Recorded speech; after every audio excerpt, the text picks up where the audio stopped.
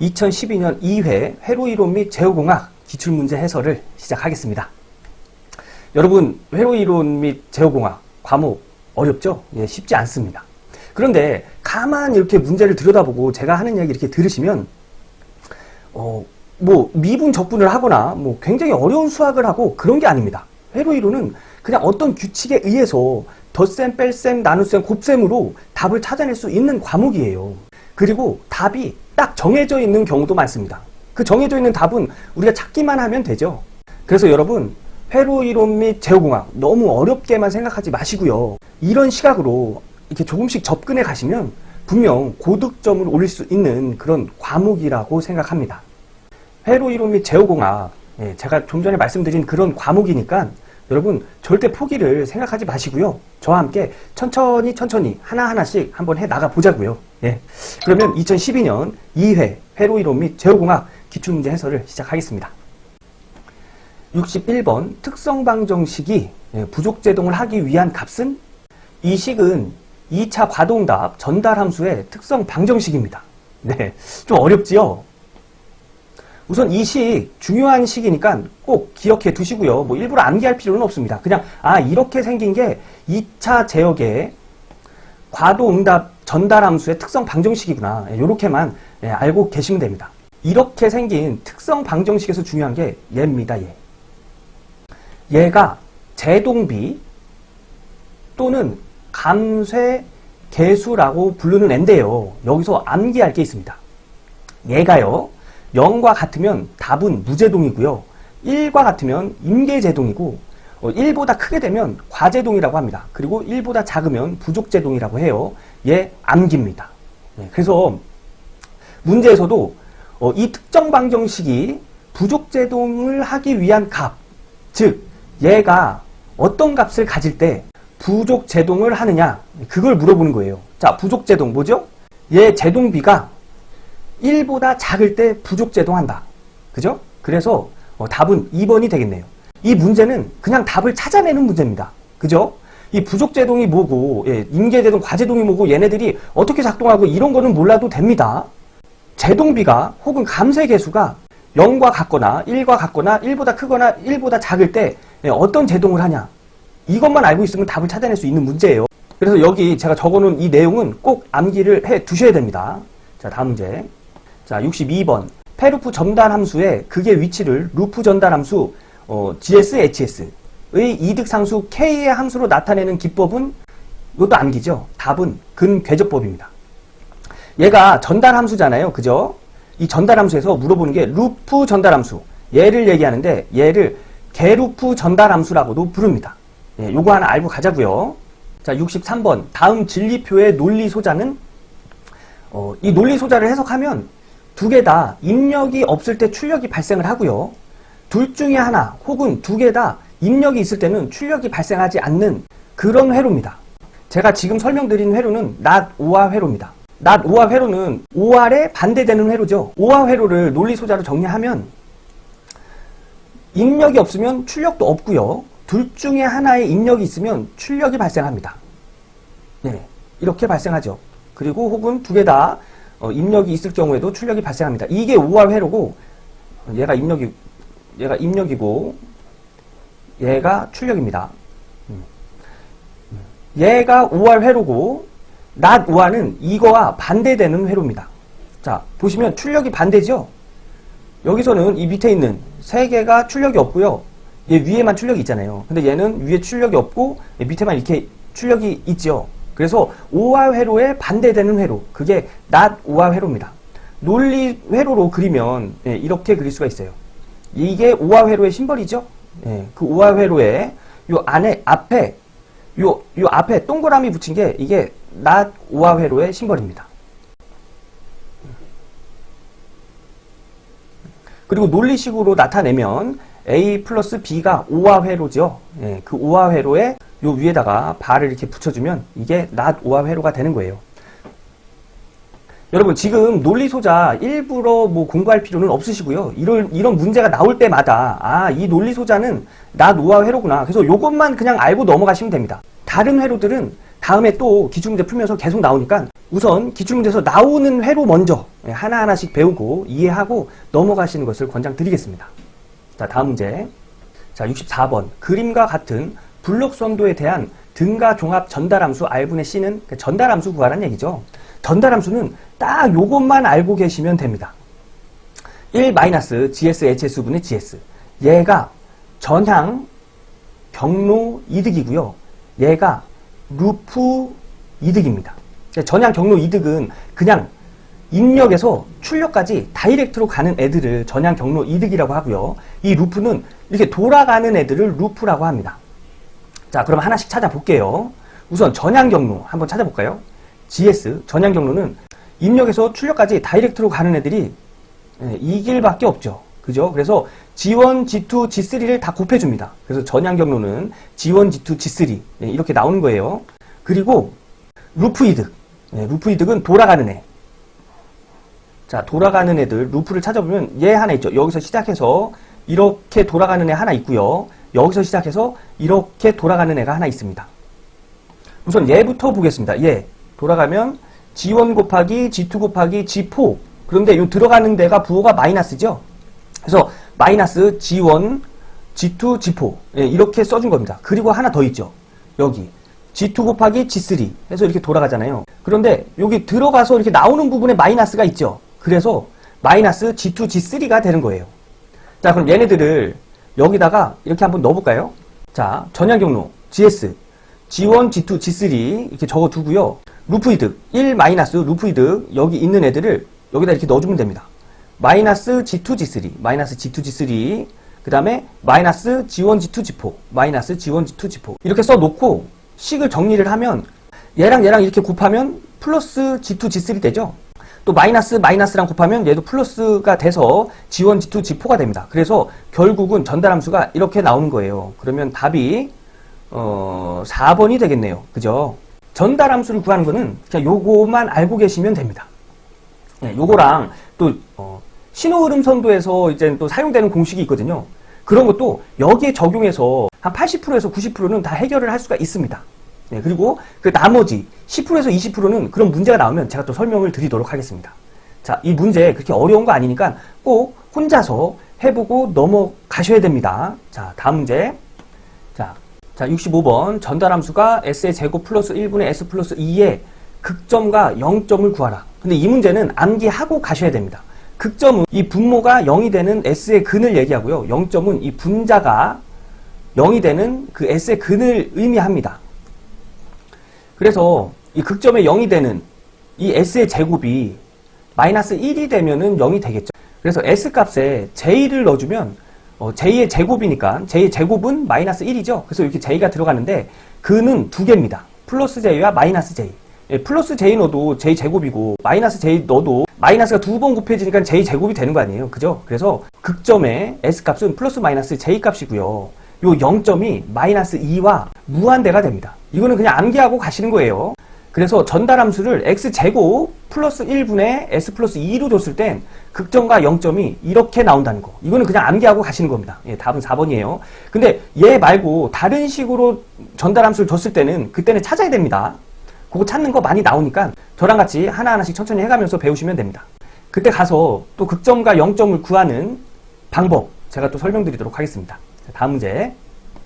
자, 전달함수이 나이퀴스트 선도를 도시한 것은 여기서 답을 찾는 방법을 제가 하나 알려드릴게요.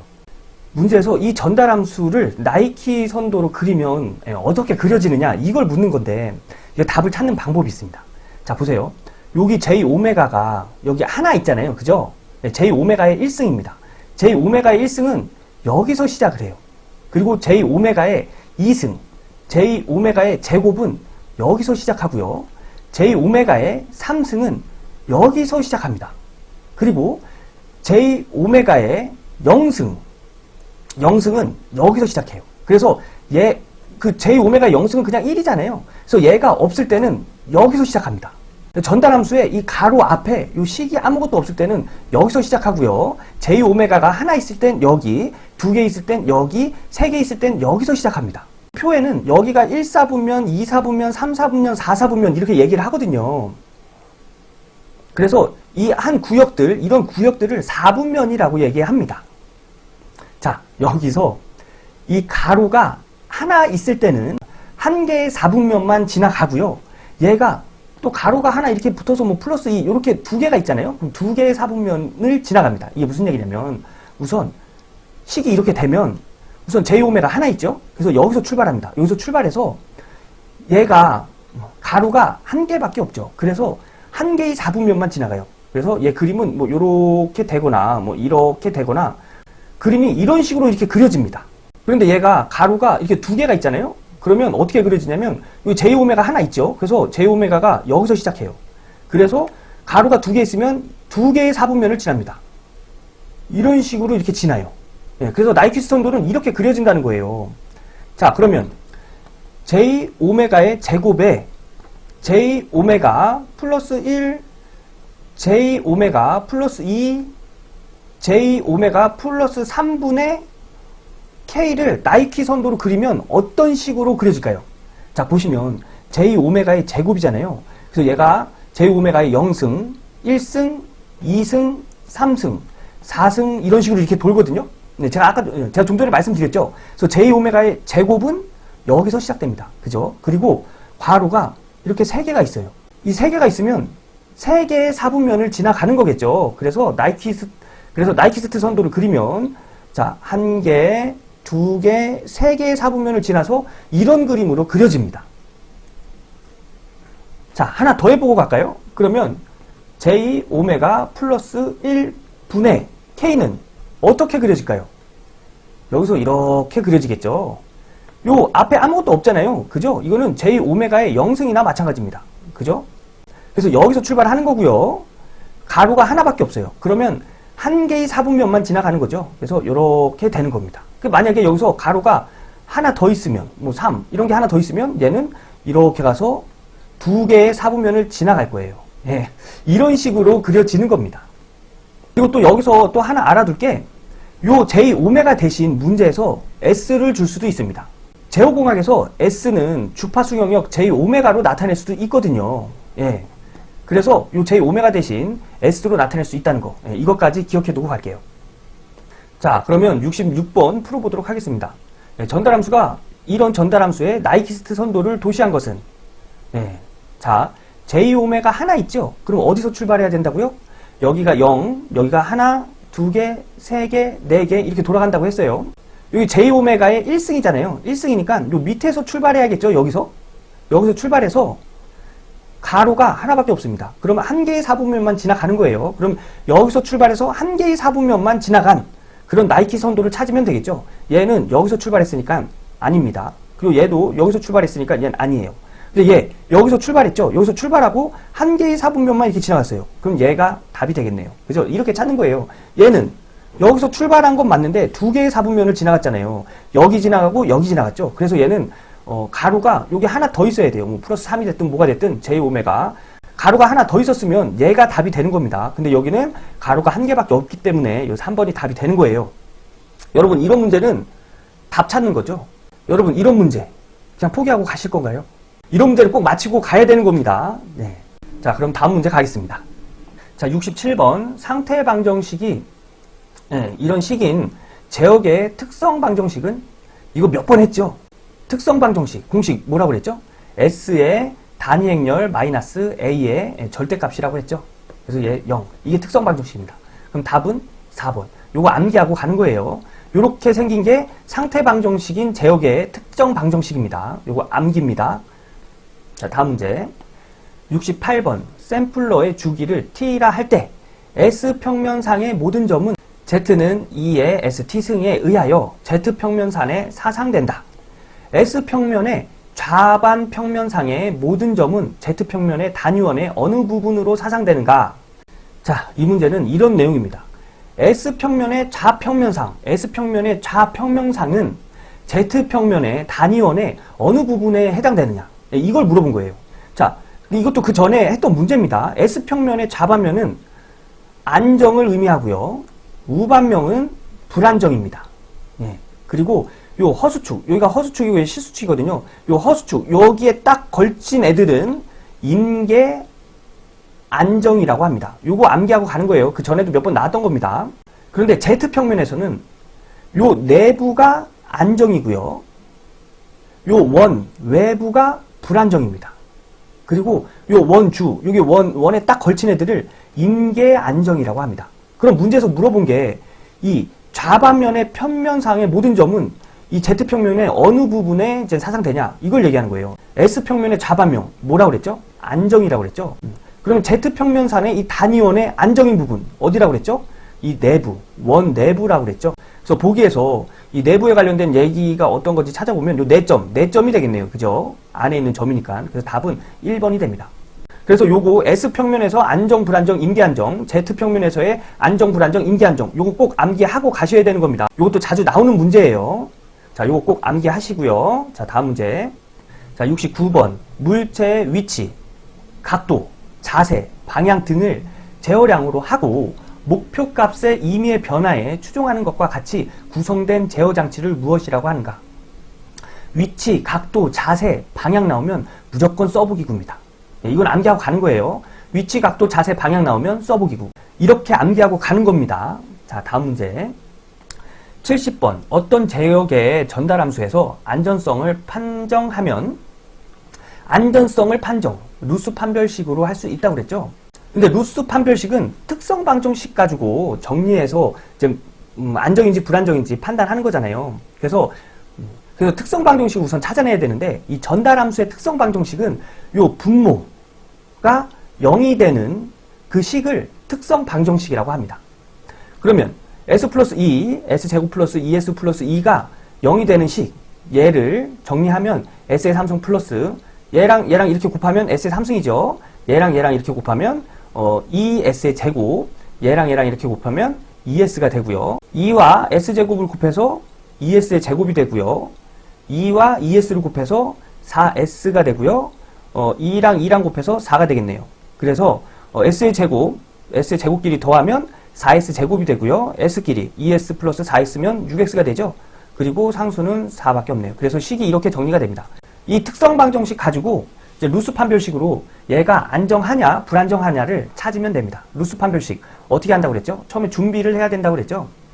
준비는 얘 차수가 S의 3승인 차수가 제일 높잖아요. 그래서 S의 3승인 차수를 여기다 적어주고요. 요 밑으로 차례대로 S의 제곱, S의 1승, S의 0승 이렇게 적어놓으라고 했습니다. 그 다음에 여기까지 S의 제곱까지는 특성 방정식에 있는 숫자를 이렇게 누면 된다고 그랬어요. 근데 순서는 1번, 2번, 3번, 4번, 5번, 6번 이렇게 가는 거라고 했습니다. 자, 그러면 1번 S의 3승 앞에 1이죠. 그래서 1, 그다음에 S의 제곱 4, 1, 4, 그 다음에 S의 상수 6, 그 다음에 상수 4. 그래서 1, 4, 6, 4, 1, 4, 6, 4 이렇게 적어놓는 거라고 했습니다. 그리고 나서 그 밑에서부터 우리가 계산을 해 나가는 거예요. 우선 여기서부터 이제 계산을 해 나가는데 어떻게 계산을 하냐면 요 바로 위에 있는 수를 분모에다 둡니다. 그리고 나서 얘랑 곱해서 여기다 적어주고요. 그 다음에 얘랑 곱해서 이 수에다가 빼줍니다. 그래서 얘를 계산하면 5가 나오네요. 그리고 옆에도 똑같이 얘가 분모로 오고요. 4분의 이번에는 얘랑 이쪽 수랑 곱해주는데 얘 0이잖아요. 없잖아요. 그래서 0이 됩니다. 그 다음에 얘랑 또 곱해야 되는데 여기도 0이 되죠. 그래서 0이 돼요. 그래서 얘는 결국은 0이 되는 겁니다. 자, 요 밑에 식도 이제 그 위에서 한 방식이랑 똑같이 구하면 되는데 요 위에 옆에 있는 수가 0이면 그 0 위에 있는 수가 바로 이렇게 내려옵니다. 이거는 위에서 계산한 거랑 똑같이 계산해도 얘밖에 나오지가 않아요. 왜냐면 요 위에 있는 수를 분모로 둔다고 했죠. 그래서 분모로 5를 두고요. 얘랑 곱해서 20이 되고 마이너스 얘랑 곱해야 되잖아요. 그럼 얘는 0이 됩니다. 그래서 얘랑 이렇게 나누면 4가 나와요. 그래서 요 바로 위에 옆에 수가 0이면 요 위에가 그냥 이 수가 될 수밖에 없습니다.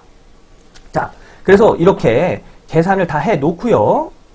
이 계산을 해 놓은 것으로 이제 안정인지 불안정인지 판단을 하면 되는 거예요. 자, 우선 안정 불안정의 판단은 이 일렬의 수의 부호가 변화됐냐 안 됐냐로 판단을 합니다. 변화가 있으면 불안정이고요. 변화가 없으면 안정이에요. 자, 보면 플러스죠. 그럼 변화가 없었잖아요. 그래서 이 전달함수는 안정하다라고 할 수 있는 겁니다. 그런데 여기서 만약에 얘가 마이너스 값이 나왔어요. 마이너스 5 값이 나왔습니다. 이때는 플러스 마이너스로 한 번 바뀌고요. 마이너스에서 플러스로 두 번 바뀌었죠. 부호가. 우선은 부호가 플러스에서 마이너스로 바뀌었으니까 얘는 불안정이고요. 부호가 두 번 바뀌었기 때문에 불안정한 근은 두 개다. 예, 이런 식으로 판단할 수 있습니다. 자, 우선 여기서 물어보는 건 이 전달함수의 안정성을 이제 물어본 거니까 이 안정성을 루스 판별식으로 판단했을 때 안정이 나왔죠. 그래서 답은 1번입니다. 이 루스 판별식에 관한 문제 엄청 많거든요. 제가 할 때마다 이렇게 설명 드릴 테니까요. 너무 어렵게 생각하지 마시고요. 제가 한 대로 똑같이 한번 연습장에다가 한번 연습 한번 해보세요. 네, 그러면 다음에 제가 설명드릴 때 더욱더 이해가 좀 빠르실 겁니다. 자, 다음 문제. 자, 71번. 그림에서 단자 A, B에 나타나는 전압 A, B는 몇 볼트일까요? 자, 여기 전압원이 이렇게 두 개가 있습니다. 이렇게 전압원이 여러 개가 있을 때 이때의 그 단자 전압을 구하는 그 정리가 밀만의 정리라고 하는데, 얘는 그냥 문제에서 나오는 식만 이해하고 그 문제만 해결할 수 있게끔만 연습을 해 두세요. 우선 밀만의 정리는 그렇게 많이 나오지도 않고요. 문제가 나오면 거의 똑같이 나올 확률이 큽니다. 예, 그리고 밀만의 정리보다는 중첩의 원리와 태블랑의 정리, 예, 이쪽에 좀 더 신경을 써서 공부를 해주시는 게 좋습니다. 자, 우선 얘는 어떻게 구하냐면, 자, 요 식이 있습니다. 밀만의 정리 식이 있어요. 우선 분모에다가 저항의 역수, 컨덕턴스죠. 그래서 이 저항의 역수 컨덕턴스는 2의 역수이기 때문에 여기는 2분의 1이 되고요. 여기는 5분의 1이 됩니다. 얘네 두 개를, 저항이 3개가 있으면 3개를 더하시면 돼요. 그래서 컨덕턴스를 더해준 것 분에 얘네 두 개를 곱합니다. 네, 저항으로 곱하는 게 아니라 컨덕턴스로 곱해주는 거예요. 컨덕턴스로 곱해서 다 더해줘요. 얘가 뭐 3개건 4개건 5개건 두 개를 다 곱해줘서 더해주면 됩니다. 그래서 식이 이렇게 나오는데요. 이 식을 숫자를 대입해서 풀어보면, 자, 1번 컨덕턴스, 저항이 2옴이기 때문에 컨덕턴스는 2분의 1이 되죠. 그래서 1번 컨덕턴스는 2분의 1이고요. 2번 컨덕턴스는 5분의 1이 되겠죠. 그래서 5분의 1을 더해준 것 분에 1번 컨덕턴스 2분의 1 곱하기 1번의 전압원 2 더하기 2번 컨덕턴스 5분의 1 곱하기 2번의 전압원. 그래서 5분의 1 곱하기 10이 되는 겁니다. 그래서 얘 계산기에다 놓고 때리면 이렇게 나와요. 이거 우리가 계산할 필요 없습니다. 우리는 공학용 계산기가 있습니다. 요런 거 암산으로 하셔도 상관은 없는데 나는 암산에는 좀 자신이 없다 하시는 분들은 그냥 공학용 계산기에다 놓고 계산하시면 됩니다. 우리가 할 일은 딱 여기까지예요. 여기까지. 그 나머지의 1은 계산기가 해주는 거예요. 그래서 계산을 하면 4분의 3V가 나옵니다. 그럼 문제에서 답을 찾으면 되겠죠? 약 4분의 3V 여기 있네요. 그래서 답은 2번이 되는 겁니다. 자, 다음 문제. 자, 72번. 회로에서 A, B 사이에 교류 전압 200V를 가하였을 때 B, D 사이의 전이차는 몇 볼트인가? 여기 200V를 가했을 때 여기의 전압과 여기의 전압의 차, 즉 여기의 전이와 여기의 전이의 차를 물어보는 건데 이거 브릿지 회로로 푸는 건데요. 우리 이거 하지 맙시다. 네, 브릿지 회로에 관련된 다른 문제 있어요. 굉장히 쉬운 문제 있으니까 우리 그런 것만 풀고 넘어가고요. 이거 지금 설명드려도 좀 이해하기가 복잡한 부분이 있습니다. 그래서 얘는 답만 외우고 갈게요. 예, 56번입니다. 그래서 이런 그림이 나오고 여기에 전이차를 물어본다 하면 답 56번으로 찍고 넘어가겠습니다. 자, 다음 문제. 자, 73번. 블록선도에서 출력과 입력이 같다면 전달함수 GS는 요 입력과 출력이 서로 같답니다. 근데 전달함수 뭐죠? 입력분의 출력이죠. 그래서 RS분의 CS가 전달함수인데 얘네 두 개 크기가 같대요. 그럼 이렇게 약분돼서 1이 되겠죠. 그래서 답은 1입니다. 네, 4번. 네, 쉽죠? 네. 자, 이거는 뭐 더 이상 설명드릴 것도 없습니다. 그죠? 예, 그래서 다음 문제 넘어가도록 하겠습니다. 74번. 선로 임피던스가 Z는 R 플러스 J 오메가 L 옴이고 병렬 어드미턴스가 Y 컨덕터스 플러스 J 오메가 C 모음일 때 선로의 저항 R과 컨덕터스 G가 동시에 0이 되었을 때의 전파 정수. 자, 전파 정수의 공식은 루트 임피던스 곱하기 어드미턴스입니다. 그러니까 식이 이렇게 되는 거죠. R 플러스 J 오메가 L 곱하기 G 플러스 J 오메가 C입니다. 임피던스 곱하기 어드미턴스니까요. 여기에다 루트 이렇게 씌워주는 거예요. 근데 얘네 두 개가 0이랍니다. 그러면 얘는 J 오메가의 제곱 LC의 루트가 되겠죠. 여기서 또 식을 정리해 주면 J 오메가의 제곱은 루트에서 나올 수가 있죠. 나오면서 이 제곱이 사라지는 겁니다. 그죠? 그래서 J 오메가 루트 LC가 되는 거예요. 그래서 답은 1번이 되는 겁니다. 여기서 암기할 거는 전파 정수는 루트 임피던스 곱하기 어드미턴스다. 요거 암기하고 가시는 겁니다. 여기서 추가적으로 하나 더 말씀드리고 가면 특성 임피던스는 어드미턴스 분의 임피던스. 이 문제도 있었죠. 전파 정수는 루트 임피던스 곱하기 어드미턴스. 특성 임피던스는 루트 어드미턴스 분의 임피던스. 요것도 암기하고 가시면 좋겠죠. 요거 헷갈리시면 안 돼요. 다음 문제. 75번 그림과 같은 4단자망에서 정수 행렬은 그러니까 4단자 정수 A, B, C, D를 요렇게 T형에서 요렇게 임피던스가 병렬로 연결되었을 때 A, B, C, D 4단자는 어떻게 나타내어지냐? 이걸 물어본 겁니다. 이거 답은 2번인데요. 이렇게 생각하시면 좀 쉬워요. A가 전압비고 B가 임피던스 성분, C가 어드미턴스 성분, D가 전류비. 이렇게 암기를 해 주시고요. 요렇게 병렬로 연결된 애를 어드미턴스 성분이라고 보거든요. 이 어드미턴스 성분은 이 임피던스의 역수입니다. 그래서 이 어드미턴스를 Z분의 1로 나타낼 수 있죠. 근데 A, B, C, D 중에 C가 어드미턴스라고 했잖아요. 그래서 얘를 이렇게 넣어주면 됩니다. 이 회로에서는 얘 임피던스 하나밖에 없기 때문에 얘네들 다 1로 이렇게 주고요. 그리고 임피던스 성분은 없죠. 임피던스 성분은 직렬 성분을 얘기하는데 얘는 없죠. 그래서 1, 1, Z분의 1, 0 이렇게 보시면 되는데 이것도 이해하기 좀 힘들다 하시면 그냥 암기하고 가시면 됩니다.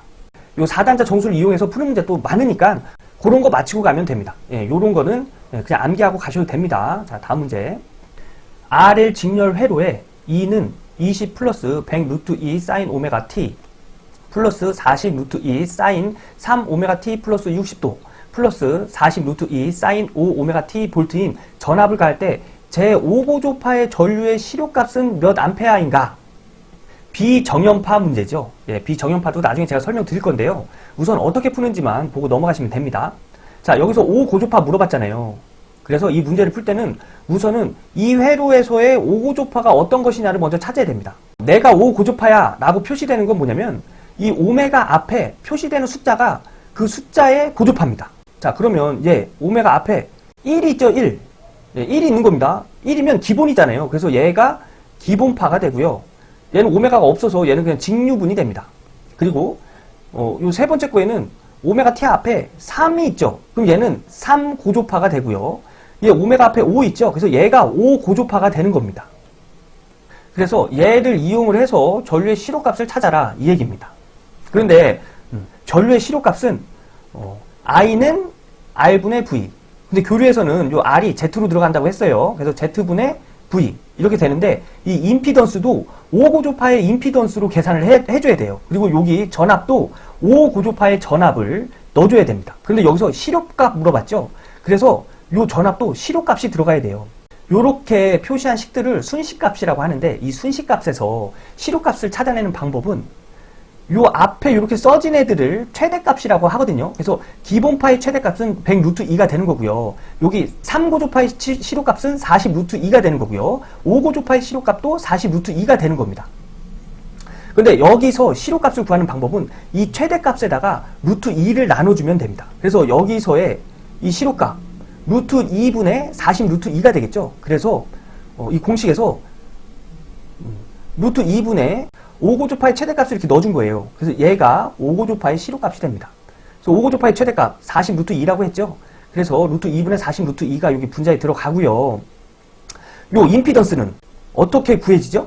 임피던스는 저항 플러스 J 리액턴스로 나타내어집니다. 그런데 여기서 RL 직렬 회로라고 했죠.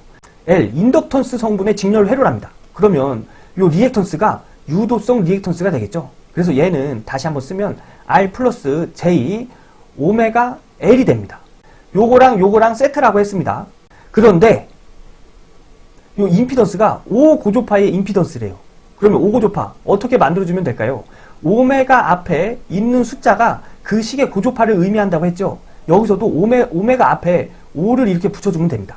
그래서 결론적으로 얘는 R 플러스 J 5 오메가 L이 되는 겁니다.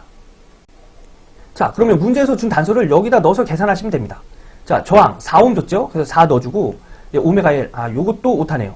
요것도 오메가 L입니다. 요거 아래 첩자 아니에요. 오메가 L은 1 줬어요. 그래서 오메가 J 5 곱하기 오메가 L이 1이기 때문에 5 곱하기 1을 해준 겁니다. 얘의 크기 어떻게 구하죠? R의 제곱 플러스 오메가 L의 제곱에 루트를 씌워주면 되죠. 그래서 R의 제곱 플러스 5 곱하기 1의 제곱에 루트 씌워준 것 분에 얘는 루트 2 약분되니까 40을 넣어준 거예요. 그죠? 그래서 얘는 공학용 계산기에 넣고 계산을 하면 6.25A가 됩니다. 그래서 답은 약 6.25A가 되는 거예요. 이 문제 쉽지 않죠? 처음 접해보면 제가 지금 하는 얘기 듣고 바로 이해하시는 게 더 이상한 겁니다.